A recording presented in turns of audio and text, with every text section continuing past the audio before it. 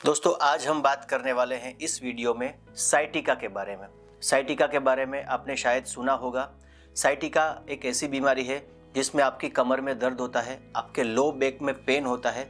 Generally ये pen है वो आपकी लो बैक में एक तरफ पैर से नीचे की ओर जाता है या कुछ लोगों को ये दोनों तरफ भी होता है। दोस्तों इस वीडियो में हम आपको साइटिका की बीमारी किस तरह से होती है, साइटिका की बीमारी में क्या क्या आयुर्वेदिक उपचार आप कर सकते हैं और साइटिका की बीमारी में कुछ ऐसी आयुर्वेदिक रेमेडीज़ मैं आपको बताने वाला हूं कि जिसका इस्तेमाल करके आप अपनी साइटिका की बीमारी में बहुत अच्छे रिजल्ट्स प्राप्त कर सकते हैं। आपकी साइटिका की बीमारी में अगर आपको ऑपरेशन सजेस्ट किया गया है तो शायद उसको भी आप अवॉइड करवा सकते हैं। तो दोस्तों आज का ये वीडियो बहुत ही इन्फॉर्मेटिव होने वाला है, इस वीडियो को आप अंत तक ज़रूर देखें। मैं डॉक्टर सुहेल दलाल आप सभी लोगों का स्वागत करता हूं हमारे यूट्यूब चैनल संजीवनी आयुर्वेदा हॉस्पिटल में।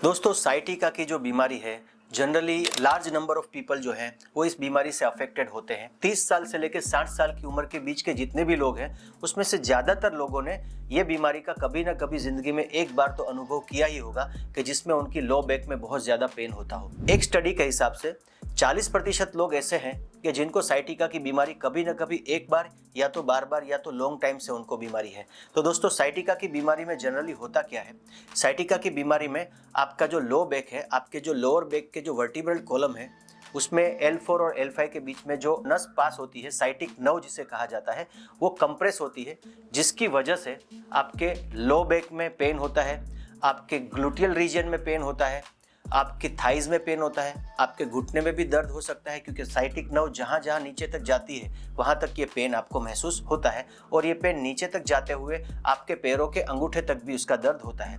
इसमें ज़्यादातर दर्द होता है, नमनेस फील होती है, ये सारी आपको तकलीफें देखने को मिलती है। ज़्यादातर ऐसा माना जाता है कि साइटिका की जो बीमारी है वो जर्क लगने की वजह से या तो कोई इंजरी की वजह से होती है। आइए दोस्तों हम बात करते हैं साइटिका होने के कुछ कारणों के बारे में। साइटिका होने का सबसे पहला कारण जो है वो अगर देखने जाए तो आपका सिटिंग पोस्चर है।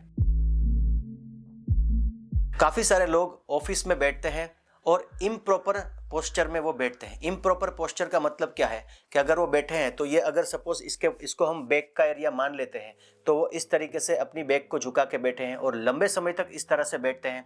आपकी लो बैक पे कंटिन्यूस प्रेशर आने की वजह से साइटिक पेन आपको हो सकता है। कुछ लोगों की आदत होती है क्रॉस लेग करके, यानी एक पैर को दूसरे पैर पे चढ़ा के बैठते हैं, तो क्रॉस लेग करने की वजह से भी साइटिक नर्व कंप्रेस हो सकती है।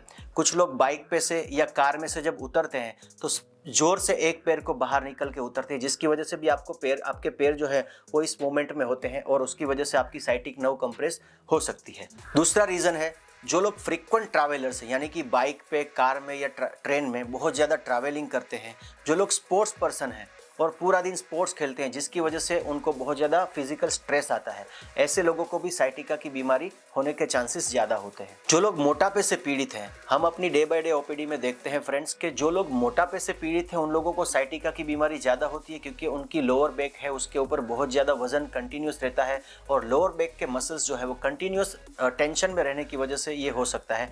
जो लोग डायबिटिक हैं, डायबिटिक लोगों को भी साइटिका होने की प्रॉब्लम ज़्यादा देखने को मिलती है। जो लोग बिल्कुल फिजिकली एक्टिव नहीं है, पूरा दिन 12-12 घंटे 14-14 घंटे एक ही जगह पे बैठे रहते हैं, वैसे लोगों को भी उनके मसल्स में ब्लड सर्कुलेशन अच्छे से ना होने की वजह से साइटिक पेन हो सकता है। उसके अलावा कुछ इंजरी की वजह से या तो कोई ट्रॉमा की वजह से, कुछ एक्सीडेंट हो गया या कुछ भी ऐसा हुआ जिसकी वजह से आपका लो बैक जो है वो इंजर्ड हो जाता है, उसकी वजह से भी साइटिका की बीमारी हो सकती है। डिस्क हर्निएशन भी इसका एक कारण है। हमारी जो वर्टिब्रल कॉलम है, हमारी जो डिस्क है, अगर उसके अंदर में एक सॉफ्ट पदार्थ होता है, अगर वो हर्निएशन हुआ यानी कि फट जाती है, उसकी वजह से भी आपकी डिस्क को थोड़ा सा धक्का लगने की वजह से आपको साइटिका का पेन हो सकता है। अब दोस्तों साइटिका के बारे में आयुर्वेद क्या कहता है वो हम देखते हैं।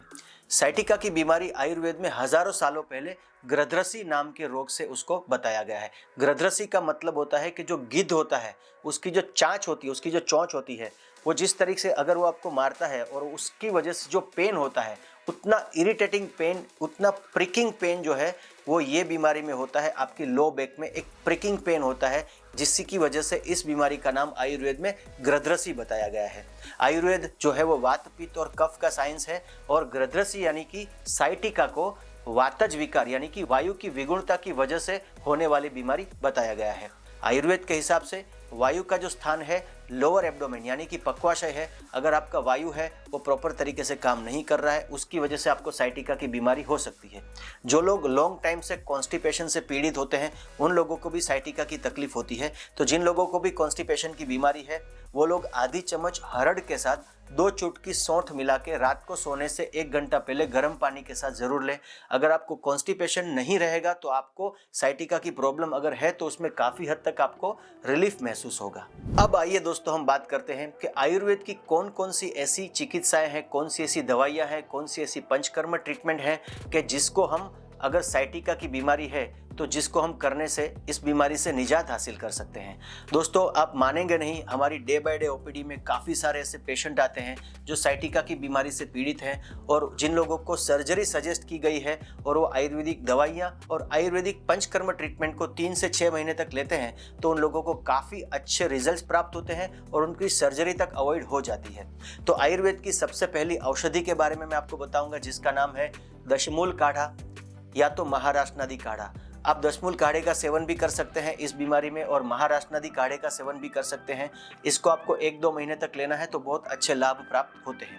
उसके अलावा मैं आपको एक चूर्ण बताऊंगा जिसका कॉम्बिनेशन बहुत अच्छा और कारगर रिजल्ट देता है। इसमें आपको 50 ग्राम अश्वगंधा लेना है, 50 ग्राम आपको मुलेठी लेना है, 20 ग्राम मेथी लेना है और 5 ग्राम सौंठ लेना है।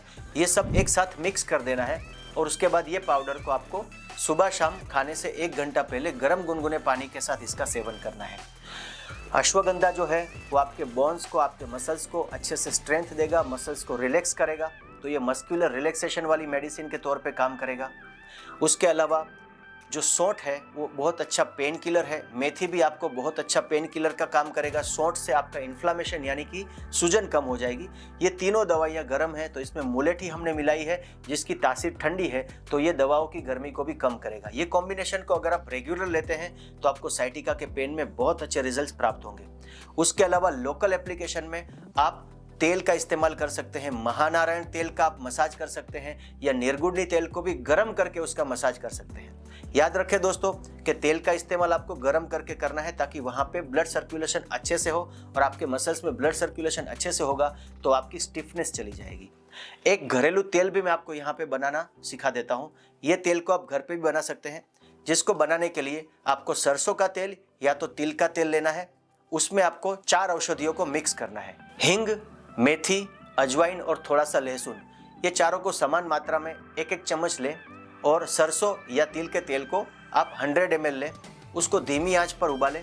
वो आधा हो जाए तब आपको उसको छान के एक कांच की बरनी में रख देना है और ये तेल की मालिश करने से भी आपको बहुत अच्छा रिजल्ट प्राप्त होगा। तो दोस्तों ये मैंने आपको कुछ आयुर्वेदिक औषधियों के बारे में बताया जिसका सेवन आप कर सकते हैं। एक और बेहतरीन औषधि के बारे में मैं आपको बताऊंगा जिसका सेवन आप कर सकते हैं। आचार्य चरक ने चरक संहिता के चिकित्सा स्थान में बताया है, लहसुन क्षीर पाक का सेवन आप कर सकते हैं, जिसमें आपको 10 ग्राम लहसुन लेना है, उसको अच्छे से चॉप कर देना है, उसमें 80 ml यानी कि 8 गुना दूध मिलाना है और 32 गुना पानी, लेकिन वो बहुत ज़्यादा हो जाएगा तो आप पानी जो है वो भी 8 गुना मिला सकते हैं। यानी कि 10 ग्राम लहसुन की पेस्ट, उसमें 80 ml दूध और 80 ml पानी को मिला के इसे आप गर्म करें। गर्म करके पानी को जला देना है। जब 80 ml दूध बचे तब वो लहसुन का पूरा अर्क जो है वो दूध में आ जाएगा। इसे आप छान कर सुबह खाली पेट पी सकते हैं। इसका सेवन 2 से 3 महीने करें। घुटनों का दर्द, कमर का दर्द और गर्दन का दर्द, कोई भी दर्द है आपको तो उसमें बहुत अच्छे रिजल्ट्स इस क्षीरपाक, लहसुन क्षीरपाक का सेवन करने से प्राप्त होते हैं। हमारी डे बाय डे ओपीडी में हम पेशेंट्स को देते हैं और बहुत अच्छे रिजल्ट्स भी इससे मिलते हैं। तो ये आयुर्वेदिक औषधियों का आप सेवन कर सकते हैं अगर आपको साइटिका की बीमारी है। उसके अलावा अगर लोकल ट्रीटमेंट की बात करें तो लोकल एरिया में यानी कि कमर के भाग में आप कटी बस्ती करवा सकते हैं। कटी बस्ती जो है वो लोअर बैक के एरिया में आटे की गोल क्यारी बनाई जाती है, उसको उड़द के आटे से सील किया जाता है, उसके अंदर महानारायण तेल या तो निर्गुंडी तेल को गर्म करके 45 मिनट तक रखा जाता है, जिसकी वजह से वो जो पर्टिकुलर एरिया है वहाँ की स्टिफनेस कम होती है और जो पेन होता है, जो नमनेस फील होती है, वो भी कम हो जाती है। और अगर शोधन चिकित्सा की बात करें, आयुर्वेद की पंचकर्म चिकित्साओं की बात करें तो आयुर्वेद में बस्ती चिकित्सा को श्रेष्ठ बताया गया है। आप आयुर्वेद की बस्ती चिकित्सा नियर बाय आयुर्वेदिक डॉक्टर के पास जाकर करवा सकते हैं। अभ्यंग से भी बहुत अच्छे रिजल्ट्स प्राप्त होते हैं। अभ्यंग का मतलब होता है तेल की मालिश, जो मैंने आपको आगे बताई। तो दोस्तों, ये आयुर्वेद की पंचकर्म चिकित्साएं भी आपको साइटिका की बीमारी से ठीक होने में बहुत ज़्यादा हेल्प कर सकती हैं। दोस्तों, साइटिका के बारे में आपको हमने इस वीडियो में संपूर्ण इन्फॉर्मेशन प्रोवाइड करी है। साइटिका की बीमारी कैसे होती है, आयुर्वेद में इसके बारे में क्या क्या अच्छे समाधान बताए गए हैं। तो इस वीडियो में हम इतना ही बात करेंगे। तो इस वीडियो में इतना ही। अगर आपको हमारा वीडियो अच्छा लगा हो तो इसे आप हमारे चैनल संजीवनी आयुर्वेदा हॉस्पिटल को जरूर से सब्सक्राइब करें। इस वीडियो को लाइक करें, अपने दोस्तों के साथ शेयर करें। अगर आप कोई सब्जेक्ट पे, कोई टॉपिक पे वीडियो चाहते हैं, आप नीचे कमेंट बॉक्स में जरूर से लिखें। दोस्तों, जल्द से जल्द मिलेंगे अगले वीडियो के साथ। तब तक अपना ध्यान रखें। Sanjeevani Ayurveda and Panchakarma hospital, rejuvenate your mind, body and soul. Call now 75750 या 9879428 116 117 ग्रीन एलिना ऑपोजिट स्नेह संकुल वाड़ी, आनंद महल रोड, अडाजन, सूरत।